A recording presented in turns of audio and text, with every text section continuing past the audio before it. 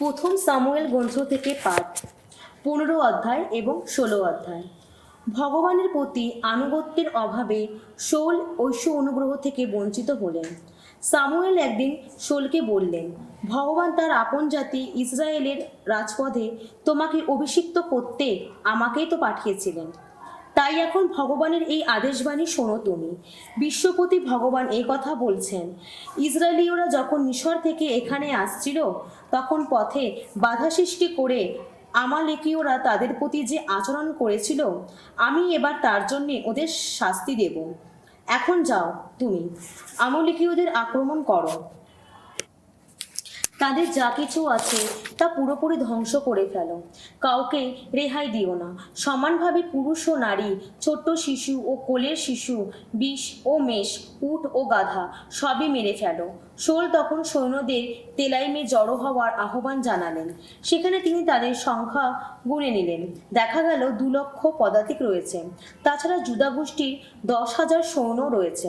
Saul তখন আমালেকীয়দের প্রধান নগরের কাছে গিয়ে সেখানকার খাদ নদীর আড়ালেই ওত পেতে বসে রইলেন। এই সময় শৌল কেনীয়দের বললেন, তোমরা এক্ষুনি এখান থেকে সরে যাও, আমালেকীয়দের এই এলাকা ছেড়ে অন্য কোথাও যাও, পাছে আমি তাদের সঙ্গে তোমাদেরও বিনাশ ঘটাই। ইসরায়েলীয়দের যখন মিশর থেকে এখানে আসছিল তখন তোমরা তো তাদের সকলের সঙ্গে সদয় ব্যবহারই করেছিলেন। তখন কেনীয়রা আমালেকীয়দের কাছ থেকে সরে গেল। এবার হাবিলা থেকে সেই সুর পর্যন্ত যা মিশরের কাছাকাছি রয়েছে সব কোথাও শৌল আমালেকীয়দের পরাস্ত করলেন। তিনি আমালেক জাতির রাজা আগাগকে জীবন্ত অবস্থায় বন্দী করলেন এবং তলোয়ারের কোপে হত্যা করে সেখানকার লোকেদের পুরোপুরি ধ্বংস করে ফেললেন। কিন্তু শৌল ও তার সৈন্যরা আগাগকে রেহাই দিল, আর সবচেয়ে ভালো যত মেষ ও বিষ, যত নধর পশু ও যত মেষশাবক এবং অন্য যত ভালো ভালো পশু ছিল সেগুলিকে তারা রেহাই দিল। সেগুলিকে তারা মেরে ফেলতে চাইল না। শুধু যেসব পশু রুগ্ন ছিল, যেগুলো কোনো কাজের ছিল না, সেগুলোকে মেরে ফেললো তারা। তখন সামুয়েলের প্রতি উচ্চারিত হলো ভগবানের এই বাণী, আমি যে শৌলকে রাজা করেছি তার জন্যে আমার তো এখন আফসোস হচ্ছে, কেননা সে এখন আমার কাছ থেকেই সরেই গেছে। সে তো আমার আদেশ মতো চলেনি। সামুয়েল ক্ষুব্ধ হলেন। সারা রাত ধরে তিনি ভগবানের কাছে মিনতি জানালেন।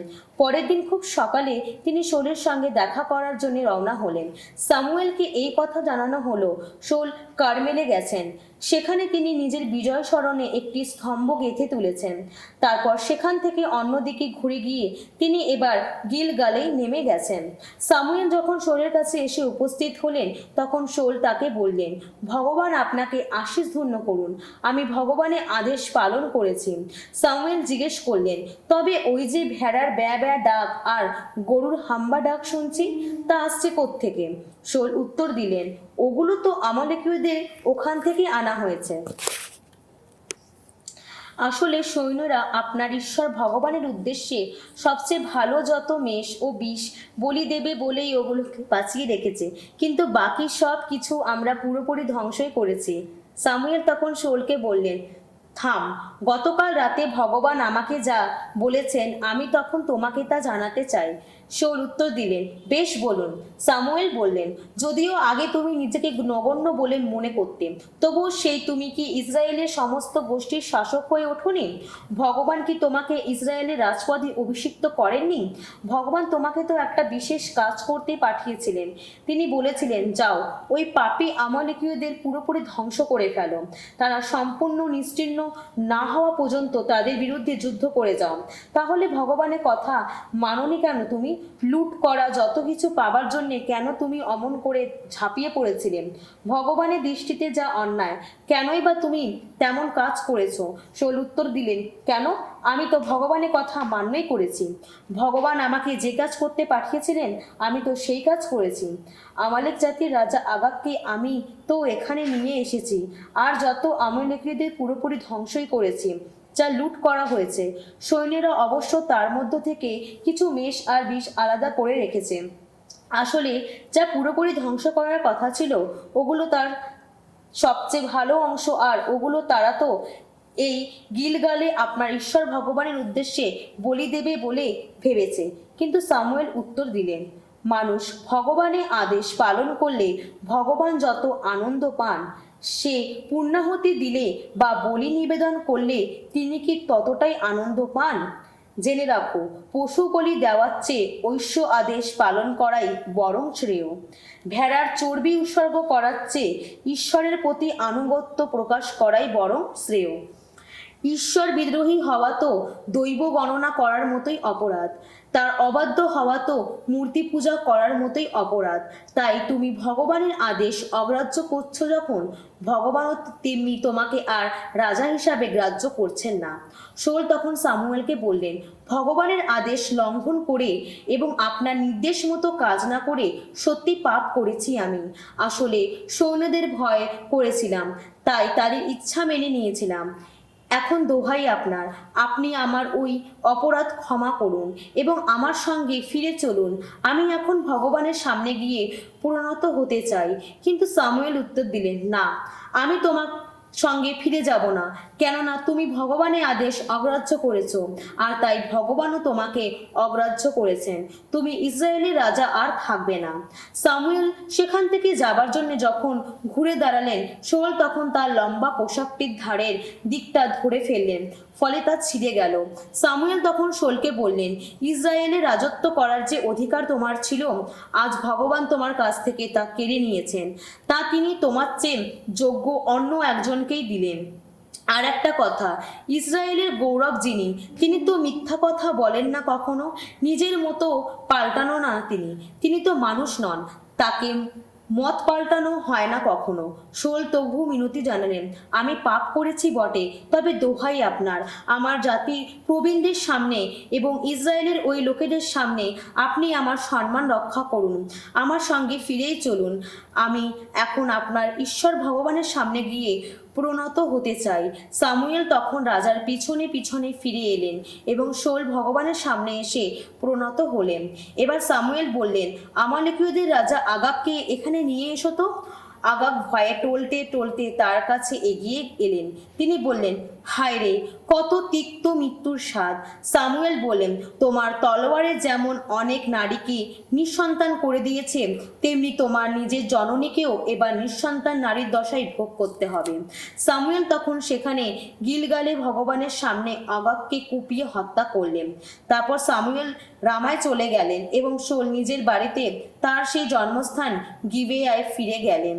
এরপর থেকে সামুয়েল মৃত্যুর দিন পর্যন্ত শৌলের সঙ্গে আর কখনোই দেখাই করেননি। শৌলের কথা ভেবে সামুয়েল মনে মনে দুঃখই পেতেন, কেননা শৌলকে ইসরায়েলের রাজা করে ভগবানের তো আফসোস করতে হয়েছিল। ভগবান একসময় সামুয়েলকে বললেন, তুমি আর কতদিন অমনভাবে শৌলের কথা ভেবে দুঃখ করবে? আমি তো ইসরায়েলের ওপর তার ওই রাজ অধিকার আর গ্রাহ্য করছি না। তোমার ওই তেল রাখার শিঙাটি ভরে নিয়ে তুমি বরং রওনা হও। আমি এখন তোমাকে পাঠাচ্ছি বেথলেহেমের জেসের কাছে, কেননা আমার রাজ্যের রাজা হবার জন্যে আমি তার ছেলেদের একজনকে বেছে নিয়েছি। সামুয়েল উত্তর দিলেন, কিন্তু যাব কি করে? কথাটা শৌলের কানে গেল, সে তো আমাকে মেরেই ফেলবে। ভগবান বললেন, তুমি একটা বকনা বাছুর সঙ্গে নিয়ে যাও, সেখানে গিয়ে সকলকে বলো যে তুমি ভগবানের উদ্দেশ্যে বলি উৎসর্গ করতেই এসেছো। জেসেকে ও সেই বলিদান অনুষ্ঠানে নিমন্ত্রণ জানাও। তারপর তোমাকে কি করতে হবে তা আমি নিজেই তোমাকে জানিয়ে দেব। যাকে আমি অভিষিক্ত করতে বলবো, তুমি তাকেই আমার কাজ চালাবার জন্য অভিষিক্ত করবে। সামুয়েল ভগবানের কথা মতো কাজ করলেন। তিনি যখন বেথলেহেমে এসে পৌঁছালেন, তখন ওই নগরে প্রবীণেরা ভয়ে কাঁপতে কাঁপতে তার সঙ্গে দেখা করতে এলেন। তারা জিজ্ঞেস করলেন, আপনার এখানে আসার পেছনে অশান্তির কিছু নেই তো? তিনি উত্তর দিলেন, না, অশান্তির কিছু নেই। আমি ভগবানের উদ্দেশ্যে বলি উৎসর্গ করতে এসেছি। তোমরা এখন নিজেদের শুচিশুদ্ধ করে নাও, তারপর আমার সঙ্গে বলিদান অনুষ্ঠানে যোগ দাও। তখন তিনি জেসে ও তার ছেলেদের শুদ্ধিক্রিয়া সম্পন্ন করলেন এবং বলিদান অনুষ্ঠানে তাদের যোগ দিতে নিমন্ত্রণ জানালেন। তারা এসে উপস্থিত হলে সামুয়েল এলিয়াবকে দেখে ভাবলেন, ওখানে ভগবানের সামনে ওই যিনি দাঁড়িয়ে আছেন, নিশ্চয়ই উনি তার সেই অভিষিক্ত জন। কিন্তু ভগবান তাকে বললেন, ওর ওই সুন্দর চেহারা, লম্বা গড়নের দিকে তাকিয়ে থেকো না। আমি তো ওকে বাদ দিয়েছি। মানুষ যে চোখে দেখে, ভগবান তো সেই চোখে দেখেন না। মানুষ শুধু বাইরেটাই দেখতে পায়, ভগবানের দৃষ্টি কিন্তু অন্তরের দিকে। জেসে এবার আবিনদাবকে ডেকে সামুয়েলের সামনে নিয়ে এলেন, কিন্তু সামুয়েল বললেন, না, একেও ভগবান মনোনীত করেননি। জেসে তখন সামুয়েলের সামনে নিয়ে এলো। এবারেও সামুয়েল বললেন, না, একেও ভগবান মনোনীত করেননি। এইভাবে জেসে তার 7 ছেলেকে একে একে সামুয়েলের সামনে নিয়ে এলেন, কিন্তু সামুয়েল তাকে বললেন, না, ভগবান ওদের কাউকেই মনোনীত করেননি। সামুয়েল তখন জেসেকে জিজ্ঞাসা করলেন, তোমার কি শুধু এই কজন ছেলেই আছে? জেসে উত্তর দিলেন, না, আর একজন ছেলে আছে, ছোট ছেলে, সে তো ভেড়া চড়াতে গেছে। সামুয়েল তাকে বললেন, তাহলে তাকে আনতে লোক পাঠাও। সে এখানে না আসা পর্যন্ত আমাদের খেতে বসা চলবে না। তাই জেসে লোক পাঠিয়ে তাকে আনলেন। দেখা গেল ছেলেটির গাল দুটি গোলাপি, চোখ দুটি উজ্জ্বল, ভারী কমনীয় চেহারা। ভগবান তখন সামুয়েলকে বললেন, নাও, একেই অভিষিক্ত করো। এই তো সেই। তখন তেল ভরা শিঙাটি হাতে নিয়ে সামুয়েল এই ছেলেটিকে তার ভাইদের সামনে অভিষিক্ত করলেন।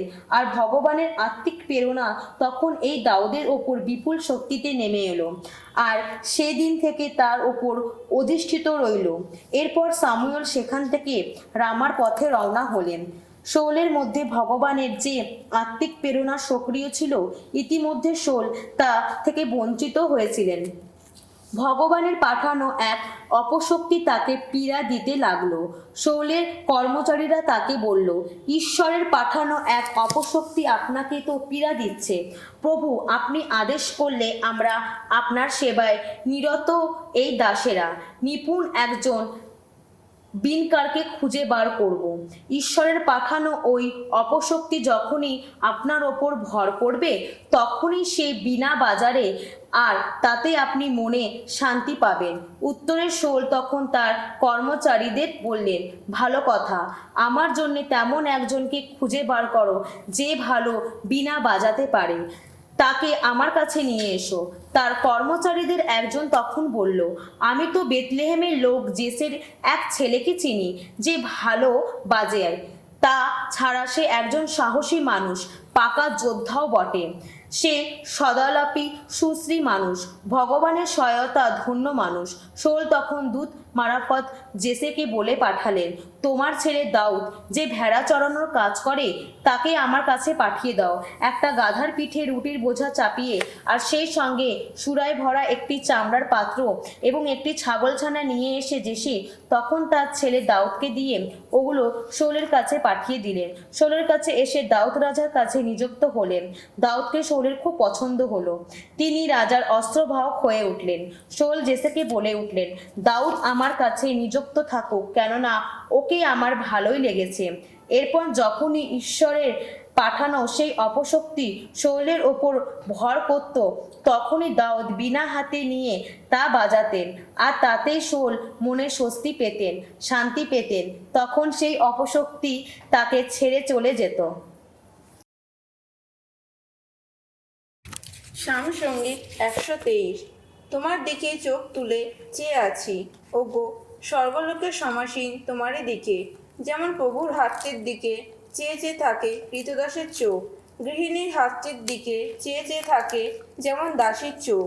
আহা, আমাদের ঈশ্বর যিনি, ভগবান যিনি, তার দিকেও তো তেমনই করেই চেয়ে চেয়ে থাকে আমাদের দুটি চোখ, যতক্ষণ না আমাদের প্রতি করুণা দেখান তিনি। করুণা দেখাও ওগো ভগবান, করুণা দেখাও তুমি। জানো তো, শুধুই পেয়েছি আমার অসহ্য অবহেলা, পেয়েছি আমরা আত্মতৃপ্ত যত মানুষের অসহ্য উপহার, গর্বদিত যত মানুষের অসহ্য অবহেলা।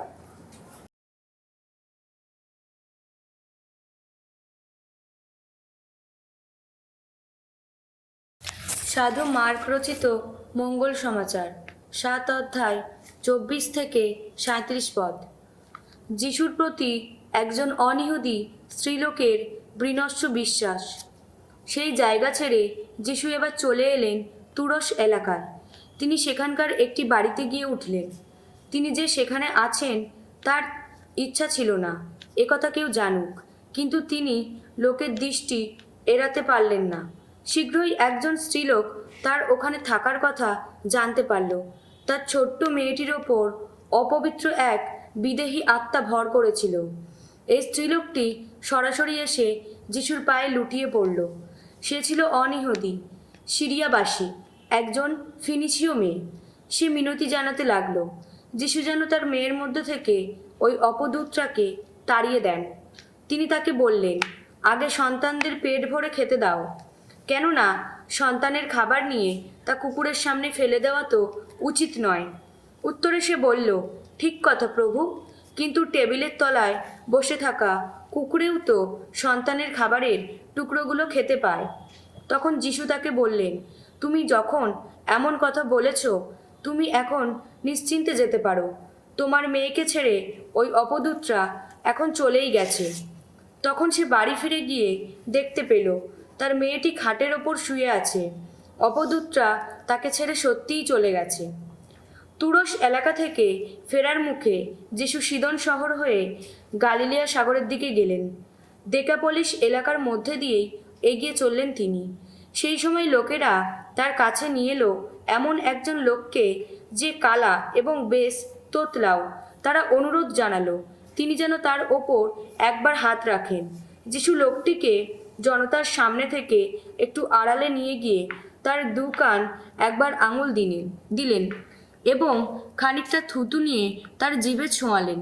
তারপর স্বর্গের দিকে চোখ তুলে তাকিয়ে তিনি দীর্ঘ নিঃশ্বাস ফেলে বললেন, এফফাফা, অর্থাৎ খুলে যাও।